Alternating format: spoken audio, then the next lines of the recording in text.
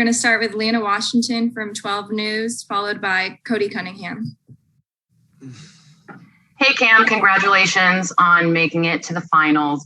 My coworker, Kirsten, caught up with your mom and Mikkel's mom outside of the Staples Center following Game 6. I'm wondering if you have any thoughts on their reaction, and if you can just describe, what it's like to have that basketball mom and that familial vibe here in the organization. Well, the first thing is it was crazy that they got my mom and Mikkel's mom right after the game. That was the crazy thing. But for my mom, I know she's seen what I've been through. She's seen everything I've done. So she's just as excited and happy and feels so much for me because she know what I've been through. She know it ain't been an easy road. She's seen me cry on a hospital bed thinking it was over. So just these little milestones, it's unbelievable. It's crazy. Almost like dreams, like dream come true type of thing. So I just know all her excitement. She's just super happy. It's crazy that it's me. So she's just happy. And I know from Mikkel's mom as well, like Mikkel has changed to a different player this season. He's been great on and off the court. He's one of my best guys here on the team. And I just know they're just super excited for the run. Everybody counted us out. And the fact that we just keep moving forward, all you can really do is just congratulate us. So we're just keeping our head down and just staying locked in. Next up is Cody Cunningham with Suns.com, followed by Evan Barnes. Hey, Cam. This team has some great vocal leaders and guys like Jay and Chris, but it seems like the younger guys on this team have also, embraced the idea of speaking up to one another, being heard and accepting, what everyone says. Just when did that first sit in that this was an open locker room where everyone could provide their input, and just how big of a difference has that made? Honestly, it started with Coach. But when C got here, C talks a lot. So when he get to talking, everybody feel like, okay, everybody holding each other accountable. I think it's the accountability thing for us and the type of relationships we have with each other, that if someone's messing up, all 1 through 15 has the right to say something to you, because we know each other off the court.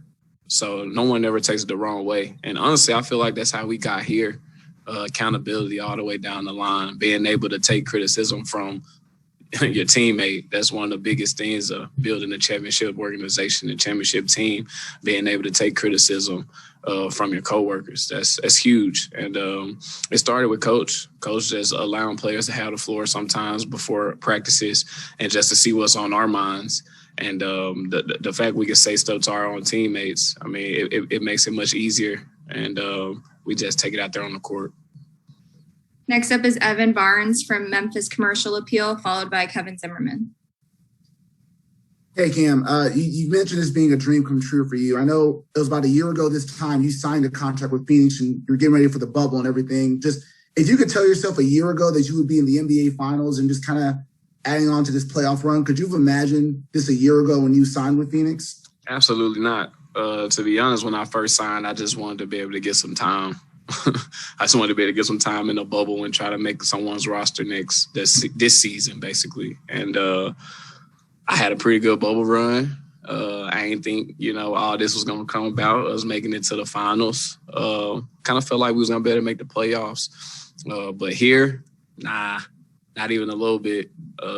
It's a crazy roller coaster, this thing here. Life's crazy. So I just put the work in, put the time in. I mean, prayed on everything I've gotten, and just going to keep doing the same thing, and hopefully we can come out on top. And being from Memphis, obviously that grind mentality, that attitude of knowing that, hey, we got to get it done no matter what. I know you've obviously trained here and worked here. Just how much is Memphis, that background that poured into you, how much did that kind of keep you going, knowing, how unpredictable your journey was, and even now that you're here in the finals now trying to win a championship? Because, I mean, just being back at the crib, it's kind of like stage one. A lot of people go out to Miami. A lot of people go to L.A. to get work out with all these different kind of guys. But, sometimes you just got to go back home and try to get it raw. Try to go back to the basics, go back to the beginning. That's what I did. I worked out with Coach Shabazz. He's a big time guy down there in Memphis, and I've been working out with him since I was middle school at Lausanne. So I went back home, tried to get that Memphis back in my game, because I kind of veered away from it. So I did a lot of time at the crib just working out. And I mean, that grit and grind, the Grizzlies had that same little saying, but it's really just a Memphis thing. We got to grind out for everything we get. There's a lot of players that done came through, and some people don't want to keep the grind going. But sometimes the grind, keeps you on top of things, keeps you, make you want to keep going. And everybody in my family, they've seen me play. They always want to see me play. So for me, it kind of hurt to go back home and everybody asks you, what you doing? Who you playing with next year? It'd be questions like that kind of be like, man, I ain't really trying to answer that question. Obviously, I'm trying to work out. Obviously, I'm trying to make a team. So it's a lot of things that come with, working hard. And those are one of the pillars for me. People asking what you doing, who you going to play with next year. Little things like that are always in the back of my head when I'm working out, because I never want to be back at the bottom, going to China and stuff like that. It just built me a little different coming in on this next go round. So I'm just keep my head down, keep working, do it for the name on the back of my jersey, and keep my head up. That's about it. Next up is Kevin Zimmerman from Arizona Sports, followed by Trevor Booth, and these will be our last two. Okay. Hey, Cam, you had that foot ankle injury earlier in the year. You worked through that. Now you're here. You look pretty healthy, and same for most of your teammates. I'm just wondering from a personal standpoint what it's been like working with the training staff and what you see from your teammates, where you guys are at this point, last two teams standing, and you guys are relatively in a good spot there. They did a hell of a job. I know our trainers, they were big on making sure everyone's ready to play, making sure everyone get the right treatment before practices. And also shout out to Coach Munt for allowing the players to stay healthy as well, not trying to kill us on practice days, even though we got a game the next day. But it's like all of it comes together as one. He makes sure we stay ready. Trainers make sure we stay ready. And hopefully we can just stay healthy, knock on wood, and stay healthy through the rest of this series and finish the season off right.